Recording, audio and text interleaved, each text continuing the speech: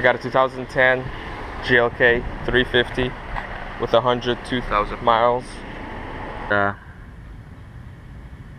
Size T40 to open it. You're gonna need this transmission fluid.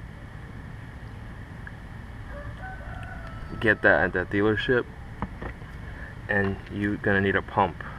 Can't remember where I got this, but you screw it in and you pump it in. Alright, you need to get the car running at least 5 minutes before opening the cap. Now I'll be checking the level. I got this pan.